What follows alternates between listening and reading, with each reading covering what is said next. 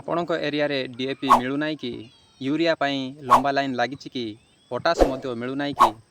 ତ ଆଜି ଆମେ ଜାଣିବା ସେହି ସାରର ବିକଳ୍ପ ବିଷୟରେ। ଭିଡ଼ିଓଟିକୁ ଶେଷ ପର୍ଯ୍ୟନ୍ତ ଦେଖନ୍ତୁ। ତ ଆଜି ମୁଁ କହିବି ସେହି ସାର ବିଷୟରେ ଯାହା ଗଛର ବୃଦ୍ଧି, ଗଛର ଫୁଲ ଓ ଫଳ ଧରିବାର କ୍ଷମତାକୁ ବଢ଼ାଇଥାଏ। ସେହି ସାର ହେଉଛି NPK 19-19-19। କିନ୍ତୁ ଏହା କେବେ ଓ କିପରି ଦିଆଯାଏ, କେତେ ମାତ୍ରାରେ ଦିଆଯାଏ, ଏହାର ବ୍ୟବହାର କିପରି ଏବଂ ସତରେ ଏହା DAP, ୟୁରିଆ ଆଉ ପଟାସ୍ର ବିକଳ୍ପ କି? ଏହା ଜାଣିବା ପାଇଁ ଭିଡ଼ିଓଟିକୁ ସମ୍ପୂର୍ଣ୍ଣ ମାତ୍ରାରେ ଦେଖନ୍ତୁ। ନମସ୍କାର ଚାଷୀ ଭାଇମାନେ, ମୁଁ ବନବାସ ବନୁ ରୁରାଲ ଫାର୍ମର ଚ୍ୟାନେଲରେ ଆପଣମାନଙ୍କୁ ସ୍ୱାଗତ ଜଣାଉଛି। ବର୍ତ୍ତମାନ ସାର ସଙ୍କଟ।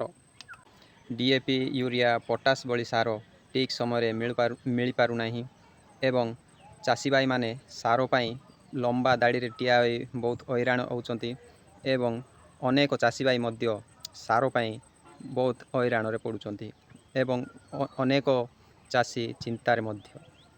ଚାଷୀ ଭାଇମାନେ ମୋ ଭିଡ଼ିଓଟିକୁ ପୁରା ଦେଖିବା ପୂର୍ବରୁ ଚ୍ୟାନେଲଟିକୁ ଲାଇକ୍, ସେୟାର ଆଉ ସବସ୍କ୍ରାଇବ୍ କରିଦିଅନ୍ତୁ। ଆଉ ଯଦି କିଛି କମେଣ୍ଟ। ଏଭଳି ଏକ ସଙ୍କଟ ସମୟରେ NPK 19-19-19 ସାର ଏକ ବିକଳ୍ପ ହେଇପାରେ, କାରଣ ଏଥିରେ ନାଇଟ୍ରୋଜେନ୍, ଫସ୍ଫରସ୍ ଓ ପଟାସ୍ ସମାନ ମାତ୍ରାରେ ଦେଖିବାକୁ ମିଳିଥାଏ। ଏଥିରେ ନାଇଟ୍ରୋଜେନ୍, ପଟାସ୍ ଓ ଫସ୍ଫରସ୍ 19-19-19% ମାତ୍ରାରେ ରହିଛି। ଏହାକୁ ଆପଣମାନେ ପତ୍ରରେ ସିଞ୍ଚନ କରିପାରିବେ କିମ୍ବା ଡ୍ରିପ୍ ମାଧ୍ୟମରେ ଦେଇପାରିବେ। କିନ୍ତୁ ଏହି ସାରର ବ୍ୟବହାର ବହୁତ ଚାଷୀ ଭାଇମାନେ ଜାଣିନାହାନ୍ତି କିମ୍ବା ପ୍ରୟୋଗ କରିପାରୁନାହାନ୍ତି। କିନ୍ତୁ ଏହା ମନେ ରଖନ୍ତୁ, ଏହା ପାଣିରେ ଘୂର୍ଣ୍ଣନଶୀଳ। ଏହା ପତ୍ରରେ ସିଞ୍ଚନ କରାଯାଏ।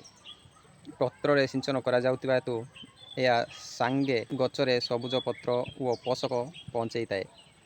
ଏହାର ଡୋଜ୍ ହେଉଛି ପ୍ରତି ଲିଟର ପାଣିରେ 1.5ରୁ 2 ଗ୍ରାମ।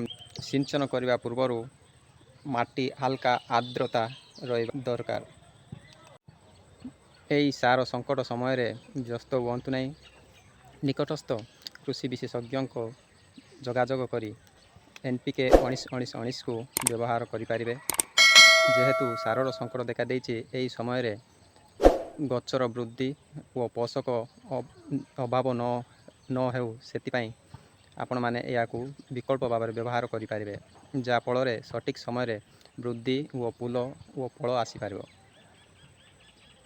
ତ ଚାଷୀ ଭାଇମାନେ, ଆଜି ଆମେ ଜାଣିଲେ NPK 19-19-19 ବିଷୟରେ। ଏହା ଗଛର ବୃଦ୍ଧି ସହ ଫୁଲ ଓ ଫଳ ବଢ଼ାଇବାରେ ମଧ୍ୟ ସାହାଯ୍ୟ କରିଥାଏ। ତ ଆଗାମୀ ଭିଡ଼ିଓରେ ଆମେ ଜାଣିବା NPK 0-52-34 ବିଷୟରେ। ସେଥିପୂର୍ବରୁ ମୋ ଚ୍ୟାନେଲକୁ କମେଣ୍ଟ, ଲାଇକ୍, ସେୟାର ଆଉ ସବସ୍କ୍ରାଇବ୍ କରି ରଖନ୍ତୁ, ଯେମିତିକି ଆଗକୁ ଆସୁଥିବା ନୂଆ ନୂଆ ଭିଡ଼ିଓର ନୋଟିଫିକେସନ୍ ପ୍ରଥମେ ଆପଣମାନେ ପାଇପାରିବେ।